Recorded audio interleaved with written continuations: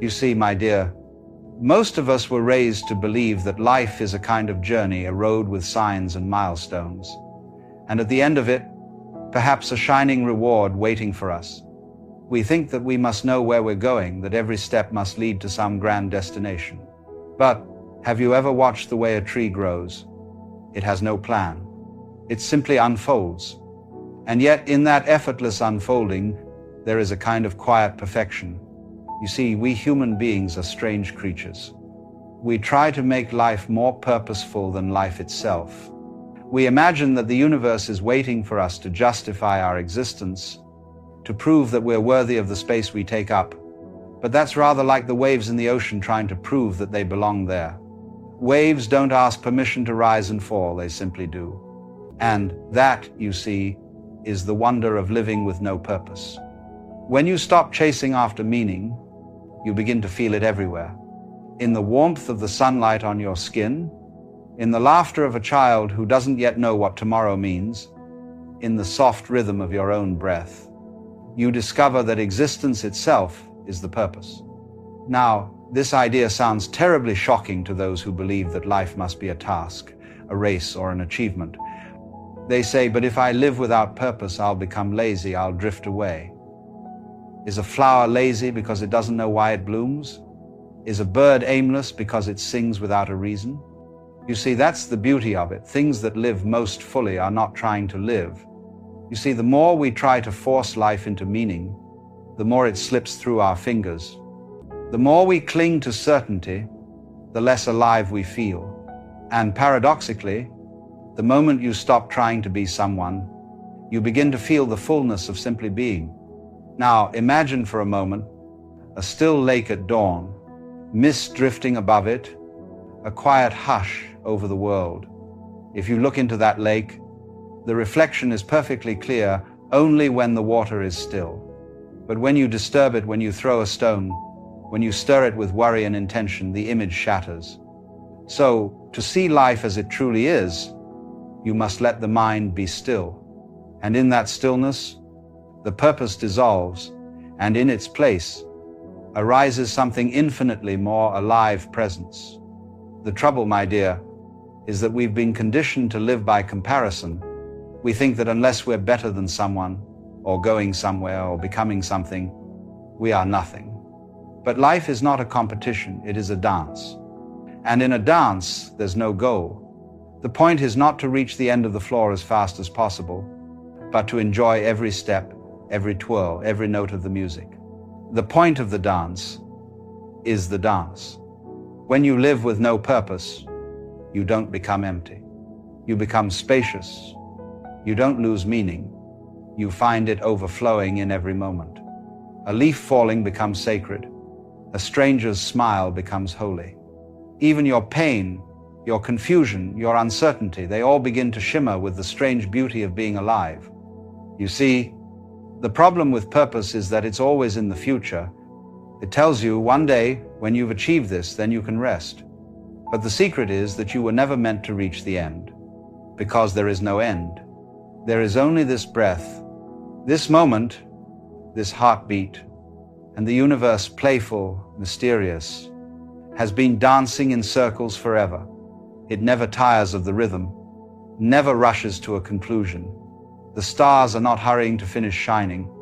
The river does not struggle to arrive at the sea.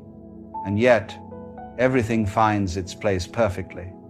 Everything belongs, not because it tries, but because it is. Now, some people say, but without purpose, how will we know what to do? And I say, you'll know what to do when the time comes. When the wind blows, the trees don't hold a meeting to decide how to sway. They move as the wind moves them. And in that surrender, there's a grace we've forgotten. You see, to live with no purpose doesn't mean to drift aimlessly. It means to trust the current. It means to realize that you are not separate from the flow. You are the flow. You are the dance of existence.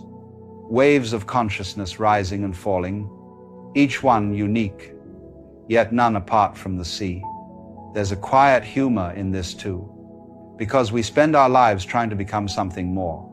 more spiritual, more successful, more awakened, when all along, the one who tries is the very illusion we're meant to see through. You can't become what you already are, and you are life itself. The sky doesn't try to be blue.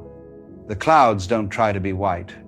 They simply appear and disappear in a dance of effortless transformation. And if you can live like that, without clutching, without defending, without forcing, you'll begin to notice something extraordinary. A deep ease, a quiet peace.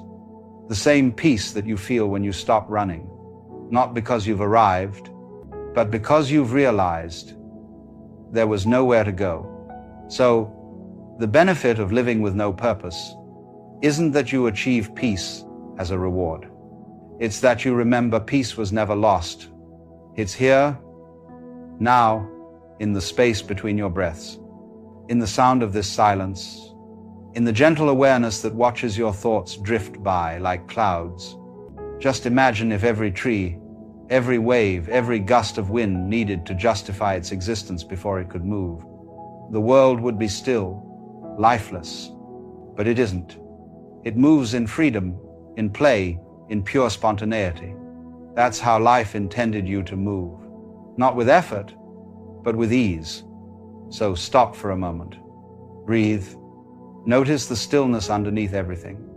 It's been waiting for you to return home, not to a destination, but to the ever-present simplicity of being. You see, my dear, when you start to live without a fixed purpose, something very curious happens. You begin to see that the world itself is playing endlessly, joyfully, and that you are never outside the game. The birds, the tides, the stars, all are moving in effortless participation, not toward an end, but in expression of what they already are. And perhaps that's what you are, too, an expression of the universe, a gesture of the cosmos. Most of our suffering, you see, comes from trying to force life to behave. We demand that it serve our ambitions, fit our plans, make sense according to our preferences. But life is far more intelligent than we imagine. It doesn't need our instructions. The river doesn't ask you where it should go. It already knows the way. And when you learn to trust that flow, you begin to discover a freedom that cannot be found in control. You realize that purpose, the kind you were taught to seek, is a kind of cage. It divides time into before and after, turning the living present into a stepping stone. But the present is not a step. It's the dance floor itself. And the music has been playing all along. There's something so tender about that recognition. To see that you've been running after meaning, when meaning was quietly walking beside you, hand in hand, in every breath, every laugh, every tear. Living with no purpose doesn't mean rejecting responsibility or drifting into apathy. It means realizing that your deepest responsibilities to love, to care, to see arise naturally when you are present. When you're not fixated on why am I here, you begin to see what here actually is. You begin to hear the sound of wind through leaves, to feel the pulse of life moving through you, and then you notice that you are not separate from any of it. You're not standing outside the world observing it. You are the world observing itself. You see, my dear, every time you stop to notice, you are fulfilling the very reason life brought you forth. Awareness is the act of existence recognizing itself. That's all this is, the universe playing a game of hide and seek, pretending not to know itself so that it can rediscover its own face in yours. But the ego, that clever trickster, whispers, no, that can't be enough. It says you must do something important, something lasting.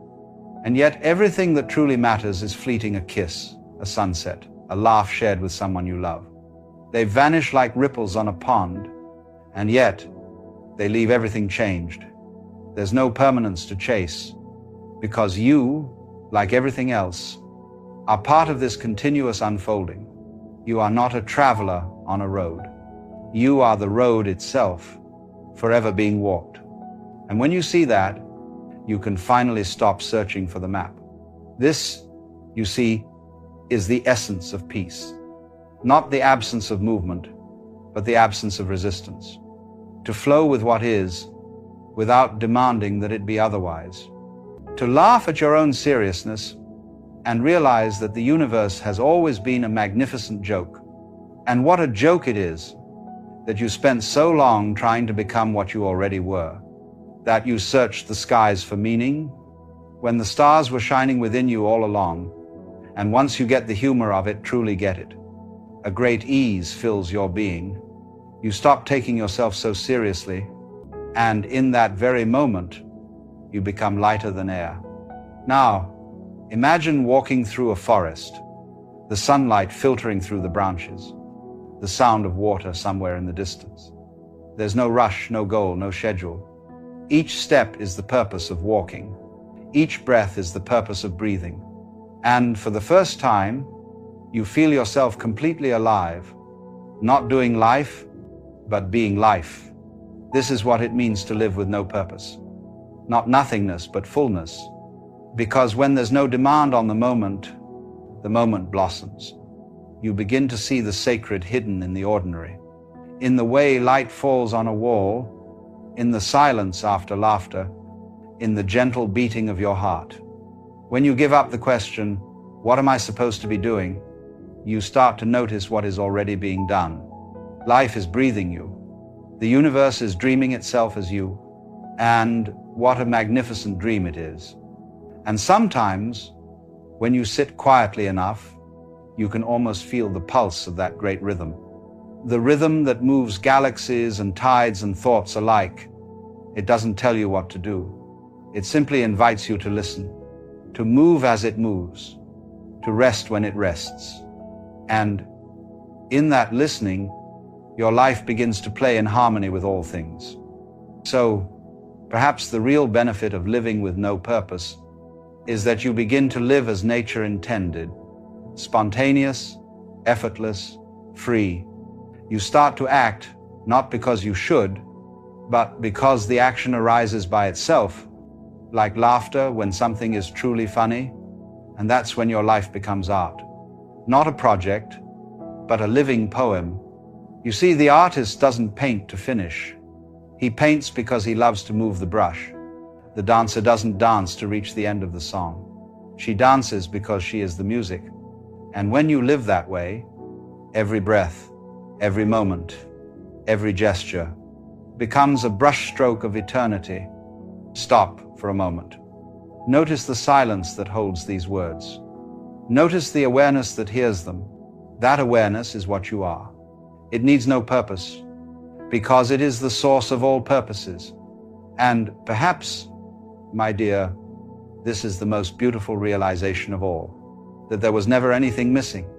You don't have to justify your existence. You don't have to prove your worth. You are not a problem to be solved, but a mystery to be lived. And when you truly see that, you can laugh. A deep, joyous laugh that comes from the belly, because you understand, at last, that you never needed to be anyone else. You are the wave returning to the ocean, the breath returning to silence, the thought returning to stillness. There is no destination, only this eternal now, rising and falling, playing and resting, without purpose, without end. So live, just live. Let life happen through you. Be as the sky wide, untroubled, infinite. Be as the sea moving, reflecting, ever new. And when you forget, as you surely will, stop, breathe, and remember, you are already home.